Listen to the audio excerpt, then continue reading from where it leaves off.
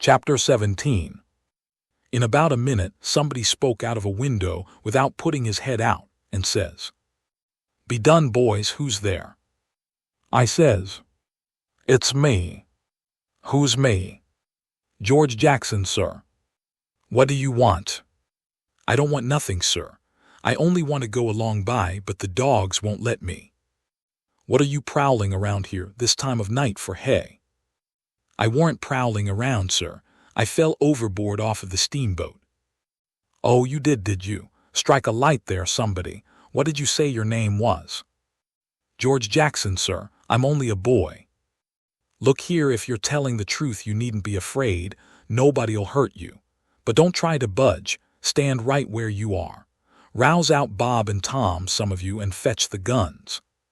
"George Jackson, is there anybody with you?" "No, sir, nobody." I heard the people stirring around in the house now and see a light. The man sung out, "Snatch that light away, Betsy, you old fool. Ain't you got any sense?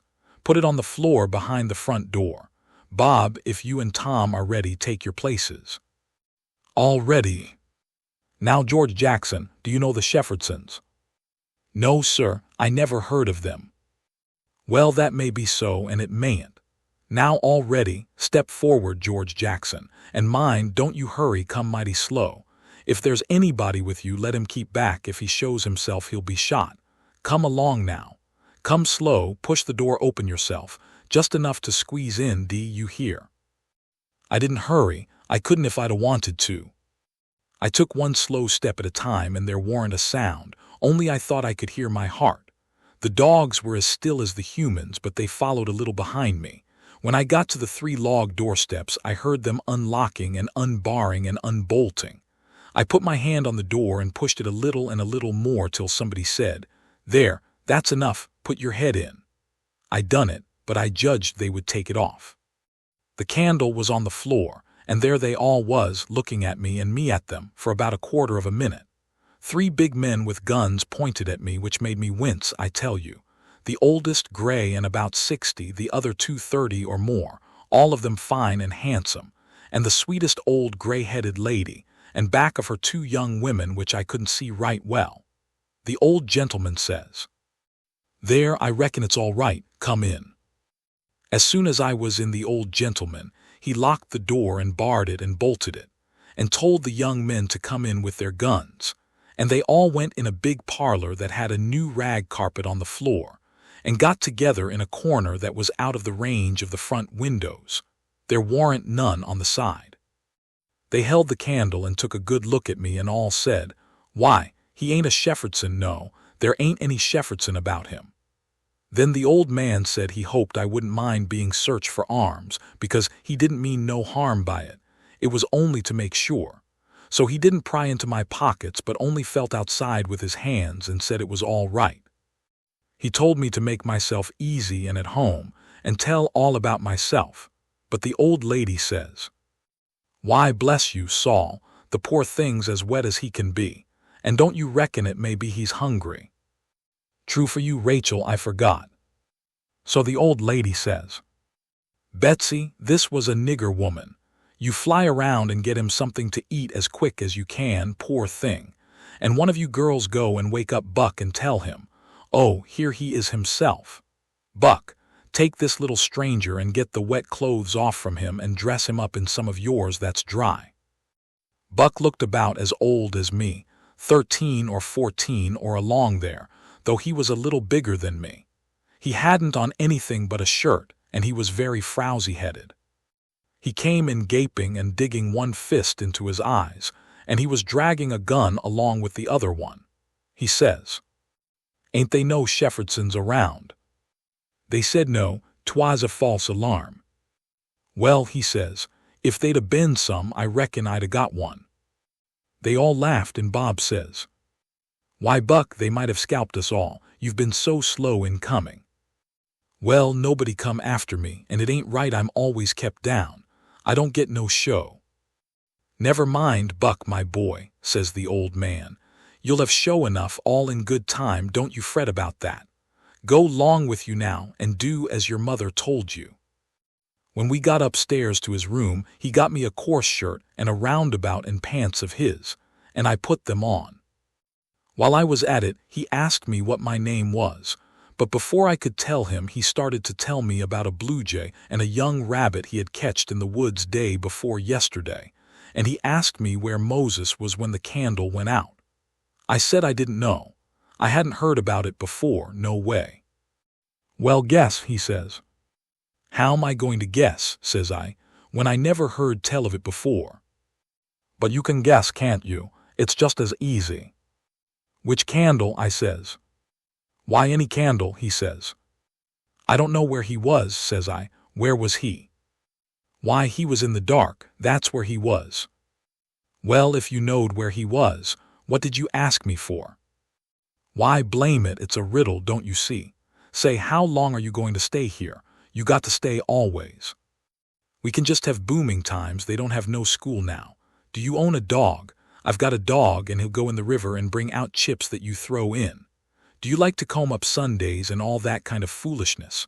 You bet I don't, but ma, she makes me. Confound these old britches.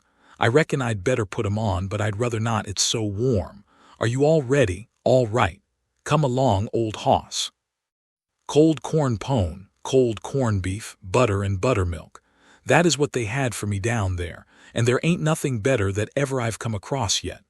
Buck and his ma and all of them smoked cob pipes, except the nigger woman which was gone and the 2 young women. They all smoked and talked, and I eat and talked. The young women had quilts around them, and their hair down their backs.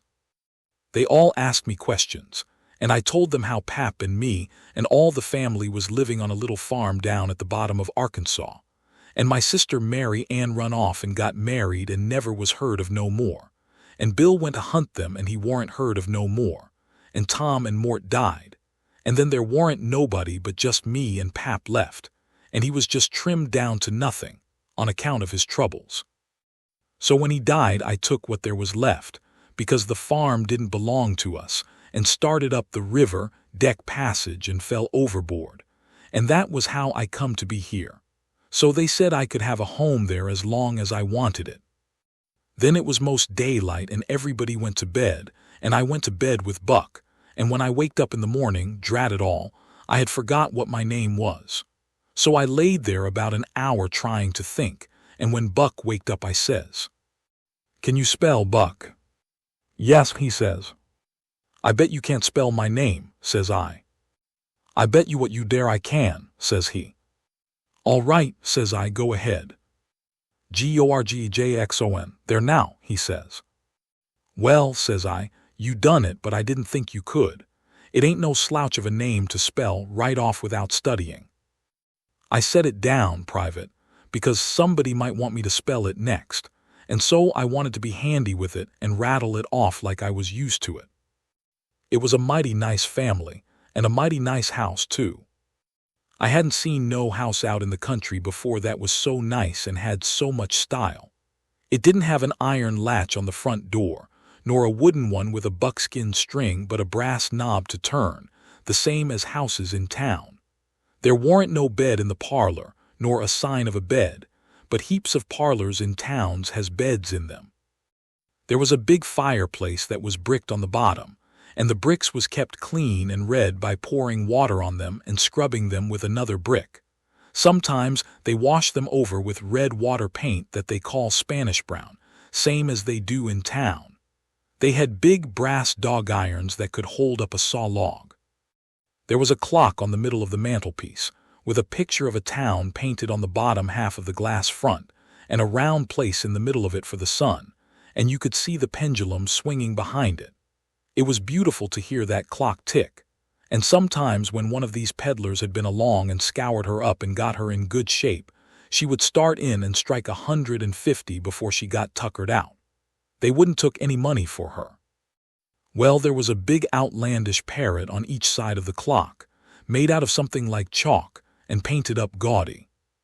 By one of the parrots was a cat made of crockery, and a crockery dog by the other, and when you pressed down on them they squeaked, but didn't open their mouths nor look different nor interested. They squeaked through underneath. There was a couple of big, wild turkey wing fans spread out behind those things. On the table in the middle of the room was a kind of a lovely crockery basket that had apples and oranges and peaches and grapes piled up in it, which was much redder and yellower and prettier than real ones is. But they weren't real because you could see where pieces had got chipped off and showed the white chalk, or whatever it was, underneath. This table had a cover made out of beautiful oilcloth, with a red and blue spread eagle painted on it, and a painted border all around. It come all the way from Philadelphia, they said.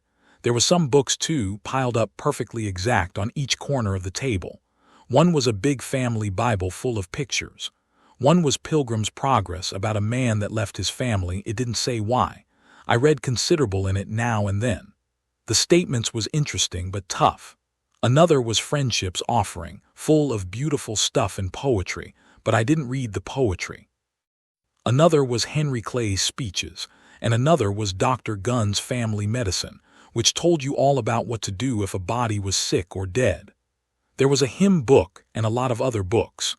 And there was nice split-bottom chairs and perfectly sound, too, not bagged down in the middle and busted like an old basket. They had pictures hung on the walls, mainly Washingtons and Lafayette's and Battles and Highland Marys, and one called Signing the Declaration. There was some that they called crayons, which one of the daughters which was dead made her own self when she was only 15 years old. They was different from any pictures I ever see before, blacker mostly, than is common. One was a woman in a slim black dress, belted small under the armpits, with bulges like a cabbage in the middle of the sleeves, and a large black scoop shovel bonnet with a black veil, and white slim ankles crossed about with black tape, and very wee black slippers like a chisel, and she was leaning pensive on a tombstone on her right elbow, under a weeping willow, and her other hand hanging down her side holding a white handkerchief and a reticule. And underneath the picture it said, "Shall I never see thee more, alas?" Another one was a young lady with her hair all combed up straight to the top of her head, and knotted there in front of a comb like a chairback, and she was crying into a handkerchief and had a dead bird laying on its back in her other hand with its heels up. And underneath the picture it said, "I shall never hear thy sweet chirrup more, alas." There was one where a young lady was at a window looking up at the moon, and tears running down her cheeks, and she had an open letter in one hand with black sealing wax showing on one edge of it, and she was mashing a locket with a chain to it against her mouth, and underneath the picture it said, "And art thou gone, yes, thou art gone, alas." These was all nice pictures, I reckon, but I didn't somehow seem to take to them, because if ever I was down a little they always give me the fantods. Everybody was sorry she died, because she had laid out a lot more of these pictures to do, and a body could see by what she had done what they had lost. But I reckon that with her disposition she was having a better time in the graveyard. She was at work on what they said was her greatest picture when she took sick, and every day and every night it was her prayer to be allowed to live till she got it done, but she never got the chance. It was a picture of a young woman in a long white gown, standing on the rail of a bridge all ready to jump off, with her hair all down her back, and looking up to the moon with the tears running down her face, and she had 2 arms folded across her breast, and 2 arms stretched out in front, and 2 more reaching up towards the moon, and the idea was to see which pair would look best, and then scratch out all the other arms. But as I was saying, she died before she got her mind made up, and now they kept this picture over the head of the bed in her room, and every time her birthday come they hung flowers on it. Other times it was hid with a little curtain. The young woman in the picture had a kind of a nice sweet face, but there was so many arms it made her look too spidery, seemed to me. This young girl kept a scrapbook when she was alive, and used to paste obituaries and accidents and cases of patients suffering in it out of the Presbyterian Observer, and write poetry after them out of her own head. It was very good poetry. This is what she wrote about a boy by the name of Stephen Dowling Botts that fell down a well and was drowned. Ode to Stephen Dowling Botts, decked. And did young Stephen sicken? And did young Stephen die? And did the sad hearts thicken? And did the mourners cry? No, such was not the fate of young Stephen Dowling Bots. Though sad hearts round him thickened, 'twas not from sickness shots. No whooping cough did rack his frame, nor measles drear with spots. Not these impaired the sacred name of Stephen Dowling Bots. Despised love struck not with woe that head of curly knots, nor stomach troubles laid him low. Young Stephen Dowling Bots. Oh no, then list with tearful eye, whilst I his fate do tell. His soul did from this cold world fly, by falling down a well. They got him out and emptied him. Alas, it was too late. His spirit was gone for to sport aloft in the realms of the good and great. If Emmeline Grangerford could make poetry like that before she was 14, there ain't no telling what she could have done by and by. Buck said she could rattle off poetry like nothing. She didn't ever have to stop to think. He said she would slap down a line, and if she couldn't find anything to rhyme with, it would just scratch it out and slap down another one and go ahead. She warn't particular. She could write about anything you choose to give her to write about, just so it was sadful. Every time a man died, or a woman died, or a child died, she would be on hand with her tribute before he was cold. She called them tributes. The neighbors said it was the doctor first, then Emmeline, then the undertaker. The undertaker never got in ahead of Emmeline but once, and then she hung fire on a rhyme for the dead person's name, which was Whistler. She warn't ever the same after that. She never complained, but she kinder pined away and did not live long. Poor thing, many's the time I made myself go up to the little room that used to be hers and get out her poor old scrapbook and read in it when her pictures had been aggravating me, and I had soured on her a little. I liked all that family, dead ones and all, and weren't going to let anything come between us. Poor Emmeline made poetry about all the dead people when she was alive, and it didn't seem right that there warn't nobody to make some about her now she was gone. So I tried to sweat out a verse or two myself, but I couldn't seem to make it go somehow. They kept Emmeline's room trim and nice, and all the things fixed in it just the way she liked to have them when she was alive, and nobody ever slept there. The old lady took care of the room herself, though there was plenty of niggers, and she sewed there a good deal and read her Bible there mostly. Well, as I was saying about the parlor, there was beautiful curtains on the windows, white, with pictures painted on them of castles with vines all down the walls, and cattle coming down to drink. There was a little old piano, too, that had tin pans in it, I reckon, and nothing was ever so lovely as to hear the young ladies sing, "The Last Link is Broken," and play "The Battle of Prague" on it. The walls of all the rooms was plastered, and most had carpets on the floors, and the whole house was whitewashed on the outside.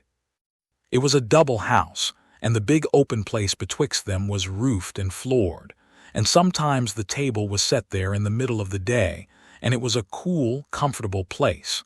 Nothing couldn't be better, and warn't the cooking good, and just bushels of it too. Chapter 18.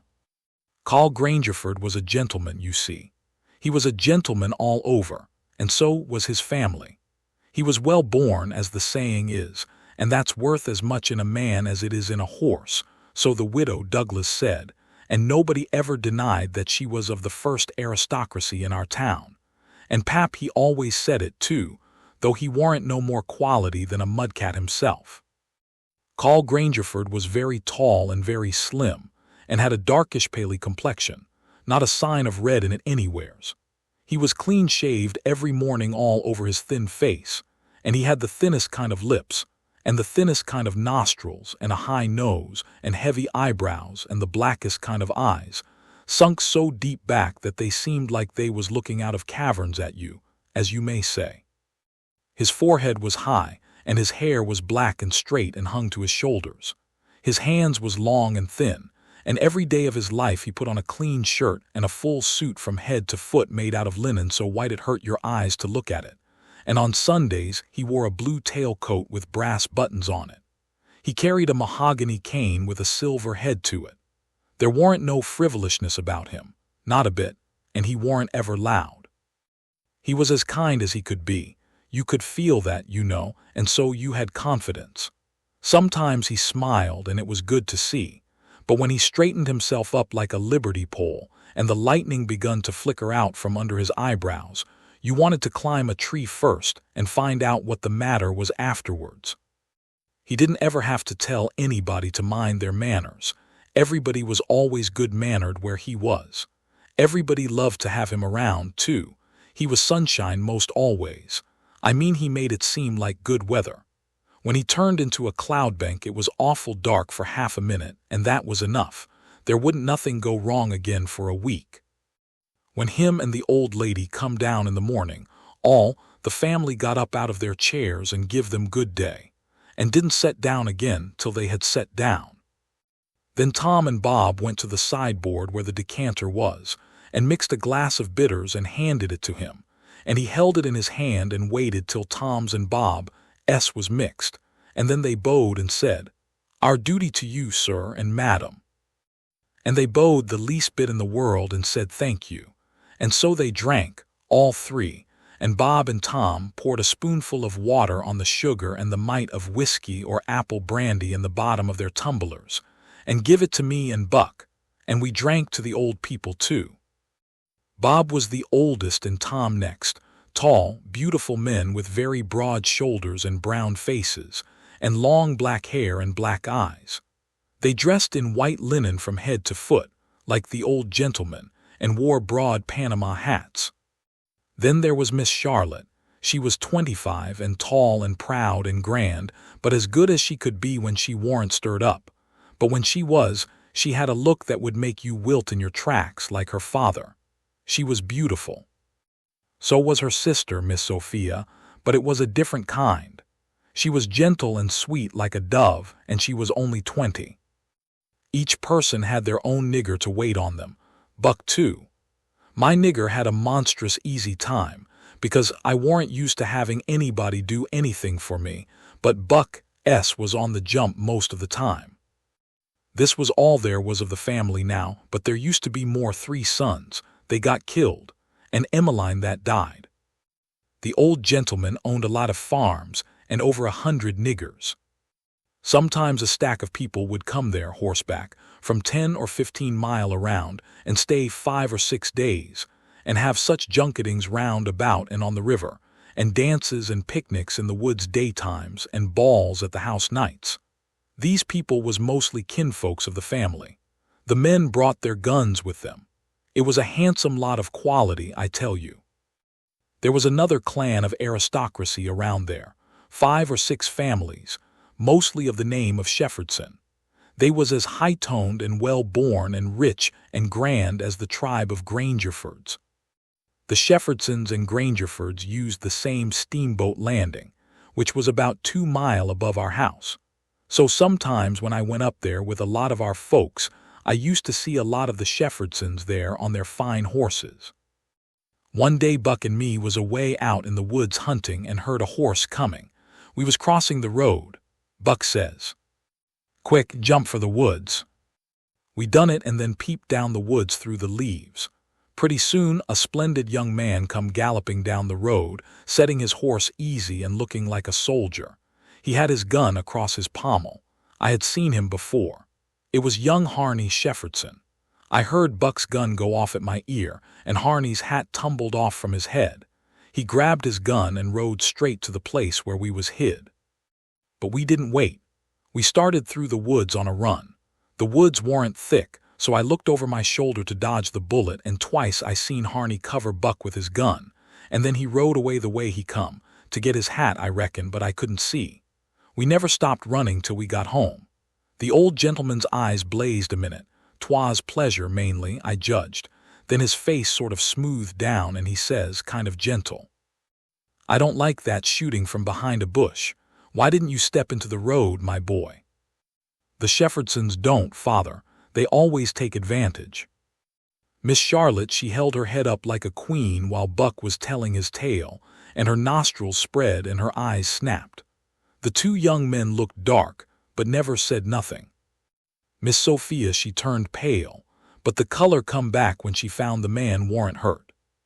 Soon as I could get Buck down by the corn cribs under the trees by ourselves, I says, "Did you want to kill him, Buck?" "Well, I bet I did." "What did he do to you?" "Him, he never done nothing to me." "Well then, what did you want to kill him for?" "Why, nothing, only it's on account of the feud." "What's a feud?" "Why, where was you raised? Don't you know what a feud is?" "Never heard of it before, tell me about it." "Well," says Buck, "a feud is this way. A man has a quarrel with another man and kills him. Then that other man's brother kills him. Then the other brothers on both sides goes for one another. Then the cousins chip in, and by everybody's killed off, and there ain't no more feud. But it's kind of slow and takes a long time." "Has this one been going on long, Buck?" "Well, I should reckon. It started 30 year ago or sommers along there. There was trouble 'bout something and then a lawsuit to settle it, and the suit went agin one of the men, and so he up and shot the man that won the suit, which he would naturally do, of course. Anybody would." "What was the trouble about, Buck? Land?" "I reckon maybe, I don't know." "Well, who done the shooting? Was it a Grangerford or a Shepherdson?" "Laws, how do I know? It was so long ago." "Don't anybody know?" "Oh, yes, Pa knows, I reckon, and some of the other old people, but they don't know now what the row was about in the first place." "Has there been many killed, Buck?" "Yes, right smart chance of funerals, but they don't always kill. Pa got a few buckshot in him, but he don't mind it 'cause he don't weigh much anyway. Bob been carved up some with a bowie, and Tom's been hurt once or twice." "Has anybody been killed this year, Buck?" "Yes, we got one and they got one. 'Bout 3 months ago my cousin Bud, 14-year-old, was riding through the woods on t'other side of the river, and didn't have no weapon with him, which was blame foolishness, and in a lonesome place he hears a horse coming behind him, and sees old Baldy Shepherdson Lincoln after him with his gun in his hand and his white hair flying in the wind. Instead of jumping off and taking to the brush, Bud lowed he could outrun him. So they had it nip and tuck for 5 mile or more, the old man gaining all the time. So at last Bud seen it warn't any use, so he stopped and faced around so as to have the bullet holes in front, you know, and the old man he rode up and shot him down. But he didn't get much chance to enjoy his luck, for inside of a week our folks laid him out. I reckon that old man was a coward, Buck." "I reckon he warn't a coward, not by a blame sight. There ain't a coward amongst them Shepherdsons, not a one, and there ain't no cowards amongst the Grangerfords either. Why, that old man kept up his end in a fight one day for half an hour against 3 Grangerfords and come out winner. They was all a horseback. He lit off of his horse and got behind a little woodpile, and kept his horse before him to stop the bullets. But the Grangerfords stayed on their horses and capered around the old man and peppered away at him, and he peppered away at them. Him and his horse both went home pretty leaky and crippled, but the Grangerfords had to be fetched home, and one of 'em was dead, and another died the next day. No, sir. If a body's out hunting for cowards, he don't want to fool away any time amongst them Shepherdsons, because they don't breed any of that kind." Next Sunday we all went to church, about 3 mile, everybody a horseback. The men took their guns along, so did Buck, and kept them between their knees or stood them handy against the wall. The Shepherdsons done the same. It was pretty ornery preaching, all about brotherly love and such like tiresomeness. But everybody said it was a good sermon, and they all talked it over going home, and had such a powerful lot to say about faith and good works and free grace and predestination, and I don't know what all, that it did seem to me to be one of the roughest Sundays I had run across yet. About an hour after dinner everybody was dozing around, some in their chairs and some in their rooms, and it got to be pretty dull. Buck and a dog was stretched out on the grass in the sun sound asleep. I went up to our room and judged I would take a nap myself. I found that sweet Miss Sophia standing in her door, which was next to ours, and she took me in her room and shut the door very soft, and asked me if I liked her, and I said I did. And she asked me if I would do something for her and not tell anybody, and I said I would. Then she said she'd forgot her testament and left it in the seat at church between two other books, and would I slip out quiet and go there and fetch it to her, and not say nothing to nobody. I said I would. So I slid out and slipped off up the road, and there warn't anybody at the church except maybe a hog or two, for there warn't any lock on the door, and hogs likes a punchin' floor in summertime because it's cool. If you notice, most folks don't go to church only when they've got to, but a hog is different. Says I to myself, something's up. It ain't natural for a girl to be in such a sweat about a testament. So I give it a shake, and out drops a little piece of paper with 2:30 wrote on it with a pencil. I ransacked it but couldn't find anything else. I couldn't make anything out of that, so I put the paper in the book again, and when I got home and upstairs there was Miss Sophia in her door waiting for me. She pulled me in and shut the door. Then she looked in the testament till she found the paper, and as soon as she read it she looked glad, and before a body could think she grabbed me and give me a squeeze and said I was the best boy in the world and not to tell anybody. She was mighty red in the face for a minute, and her eyes lighted up, and it made her powerful pretty. I was a good deal astonished, but when I got my breath I asked her what the paper was about, and she asked me if I had read it, and I said no, and she asked me if I could read writing, and I told her, no, only coarse hand. And then she said the paper warn't anything but a bookmark to keep her place, and I might go and play now. I went off down to the river, studying over this thing, and pretty soon I noticed that my nigger was following along behind. When we was out of sight of the house, he looked back and around a second, and then comes a-running and says, "Mars Jod, if you'll come down into the swamp I'll show you a whole stack o' water moccasins." Thinks I that's mighty curious. He said that yesterday. He oughter know a body don't love water moccasins enough to go around hunting for them. What is he up to anyway? So I says, "All right, trot ahead." I followed a half a mile. Then he struck out over the swamp and waded ankle deep as much as another half-mile. We come to a little flat piece of land which was dry and very thick with trees and bushes and vines, and he says, "You shove right in da just a few steps, Mars George, da's wha dey is. I seed 'em befo'. I do care to see 'em no mo'." Then he slopped right along and went away, and pretty soon the trees hid him. I poked into the place a ways and come to a little open patch as big as a bedroom all hung around with vines, and found a man laying there asleep, and by jings, it was my old Jim. I waked him up, and I reckoned it was going to be a grand surprise to him to see me again, but it warn't.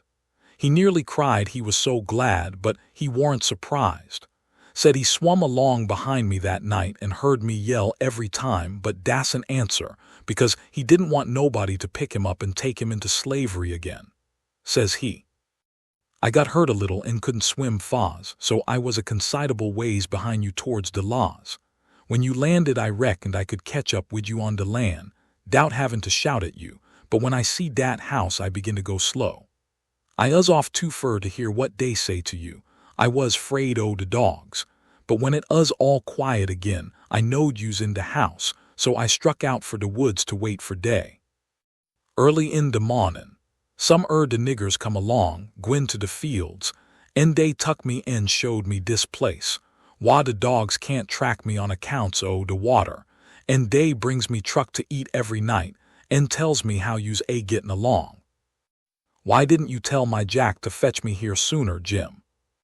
Well, 'twarn't no use to sturb you, Huck, tell we could do somethin', but we's all right now. I been buyin' pots and pans and vittles as I got a chancet, and patchin' up de raft nights when." "What raft, Jim?" "Our old raft."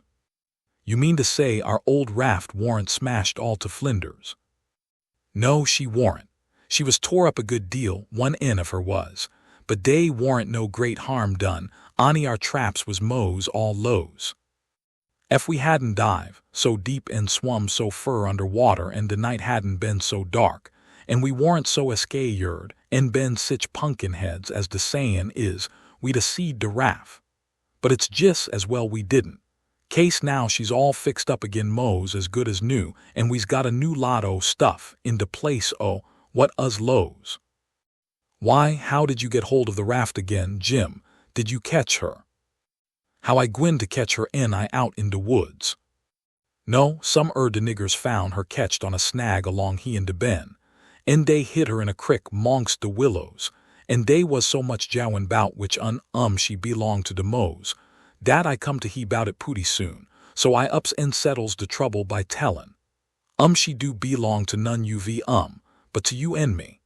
And I asked if dey gwine to grab a young white gentleman's property and get a hidden for it. Den I gin 10 cents apiece, and dey us mighty well satisfied, and wish some mo rafts ud come along and make rich again. Dey's mighty good to me, de sen niggers is, and whatever I wants to do fur me I don't have to ask twice, honey. Dat Jack's a good nigger and pooty smart. Yes, he is. He ain't ever told me you was here, told me to come, and he'd show me a lot of water moccasins. If anything happens, he ain't mixed up in it. He can say he never seen us together, and it'll be the truth. I don't want to talk much about the next day. I reckon I'll cut it pretty short. I waked up about dawn and was a-going to turn over and go to sleep again when I noticed how still it was, didn't seem to be anybody stirring. That warn't usual. Next I noticed that Buck was up and gone. Well, I gets up a-wondering and goes downstairs, nobody around, everything as still as a mouse. Just the same outside. Thinks I, what does it mean? Down by the wood pile, I comes across my Jack and says, "What's it all about?" Says he, "Don't you know Mars George?" "No," says I don't. "Well den, Miss Sophia's run off. 'Deed she has. She run off in de night sometime. Nobody don't know just when. Run off to get married to dat young Harney Shefferson, you know, leastways, so dey spec. De fambly found it out 'bout half an hour ago, maybe a little mo, and I tell you dey warn't no time lows. Sich another hurryin' up guns and hosses you never see. De women folks has gone for to stir up de relations, and ol' Mars Saul and de boys tuck dey guns, and rode up de river road for to try to catch dat young man and kill him. Fo, he kin get across de river wid Miss Sophia. I reckon dey's gwine to be mighty rough times." Buck went off 'thout waking me up. Well, I reckon he did. Dey warn't gwine to mix you up in it. Mars Buck he loaded up his gun and load he's gwine to fetch home a Shefferson or bust. Well, dey'll be plenty I reckon, and you bet you he'll fetch one if he gets a chancet. I took up the river road as hard as I could put. By and by I begin to hear guns a good ways off. When I come in sight of the log store and the woodpile where the steamboats lands, I worked along under the trees and brush till I got to a good place, and then I clumb up into the forks of a cottonwood that was out of reach, and watched. There was a woodrank 4 foot high a little ways in front of the tree, and first I was going to hide behind that, but maybe it was luckier I didn't. There was 4 or 5 men cavorting around on their horses in the open place before the log store, cussing and yelling, and trying to get at a couple of young chaps that was behind the woodrank alongside of the steamboat landing, but they couldn't come it. Every time one of them showed himself on the river side of the woodpile he got shot at. The 2 boys was squatting back to back behind the pile, so they could watch both ways. By and by the men stopped cavorting around and yelling. They started riding towards the store. Then up gets one of the boys, draws a steady bead over the woodrank, and drops one of them out of his saddle. All the men jumped off of their horses and grabbed the hurt one and started to carry him to the store, and that minute the 2 boys started on the run. They got halfway to the tree I was in before the men noticed. Then the men see them and jumped on their horses and took out after them.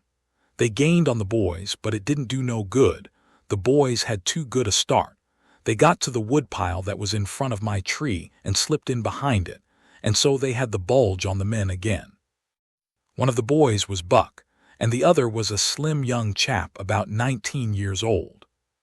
The men ripped around a while and then rode away. As soon as they was out of sight, I sung out to Buck and told him. He didn't know what to make of my voice coming out of the tree at first. He was awful surprised.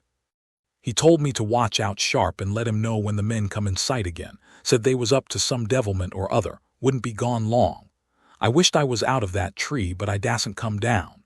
Buck begun to cry and rip, and lowed that him and his cousin Joe, that was the other young chap, would make up for this day yet. He said his father and his 2 brothers was killed and 2 or 3 of the enemy. Said the Shepherdsons laid for them in ambush. Buck said his father and brothers ought to waited for their relations. The Shepherdsons was too strong for them. I asked him what was become of young Harney and Miss Sophia. He said they'd got across the river and was safe. I was glad of that, but the way Buck did take on because he didn't manage to kill Harney that day, he shot at him. I hain't ever heard anything like it. All of a sudden, bang, bang, bang, goes 3 or 4 guns. The men had slipped around through the woods and come in from behind without their horses. The boys jumped for the river, both of them hurt. And as they swum down the current, the men run along the bank shooting at them and singing out, "Kill them, kill them." It made me so sick I most fell out of the tree. I ain't going to tell all that happened. It would make me sick again if I was to do that. I wished I hadn't ever come ashore that night to see such things. I ain't ever going to get shut of them. Lots of times I dream about them. I stayed in the tree till it begun to get dark, afraid to come down. Sometimes I heard guns away off in the woods, and twice I seen little gangs of men gallop past the log store with guns, so I reckoned the trouble was still a-going on. I was mighty downhearted, so I made up my mind I wouldn't ever go anar that house again, because I reckoned I was to blame somehow. I judged that that piece of paper meant that Miss Sophia was to meet Harney somewheres at 2:30 and run off. And I judged I ought to told her father about that paper and the curious way she acted, and then maybe he would 'a' locked her up, and this awful mess wouldn't ever happened. When I got down out of the tree, I crept along down the river bank a piece and found the 2 bodies laying in the edge of the water and tugged at them till I got them ashore. Then I covered up their faces and got away as quick as I could. I cried a little when I was covering up Buck's face, for he was mighty good to me. It was just dark now. I never went near the house but struck through the woods and made for the swamp. Jim warn't on his island, so I tramped off in a hurry for the crick and crowded through the willows, red-hot to jump aboard and get out of that awful country. The raft was gone, my souls, but I was scared. I couldn't get my breath for most a minute. Then I raised a yell. A voice not 25 foot from me says, "Good land, is dat you, honey? Don't make no noise." It was Jim's voice. Nothing ever sounded so good before. I run along the bank a piece and got aboard, and Jim he grabbed me and hugged me. He was so glad to see me. He says, "Laws bless you, Chilly. I us right down show you's dead again. Jack Espin he say he reckon you's been shot case you didn't come home no mo. So I's Jess, this minute a-startin' de raft down towards de moof de crick, so's to be all ready for to shove out and leave soon as Jack comes again and tells me for certain you is dead. Lossie, I's mighty glad to get you back again, honey." I says, "All right, that's mighty good. They won't find me, and they'll think I've been killed and floated down the river. There's something up there that'll help them think so don't you lose no time, Jim, but just shove off for the big water as fast as ever you can." I never felt easy till the raft was 2 miles below there and out in the middle of the Mississippi. Then we hung up our signal lantern and judged that we was free and safe once more. I hadn't had a bite to eat since yesterday, so Jim he got out some corn dodgers and buttermilk and pork and cabbage and greens. There ain't nothing in the world so good when it's cooked right, and whilst I eat my supper we talked and had a good time. I was powerful glad to get away from the feuds, and so was Jim to get away from the swamp. We said there warn't no home like a raft after all. Other places do seem so cramped up and smothery, but a raft don't. You feel mighty free and easy and comfortable on a raft. Thank you for watching the entire video. If you enjoyed it, please subscribe so you don't miss the next videos. See ya!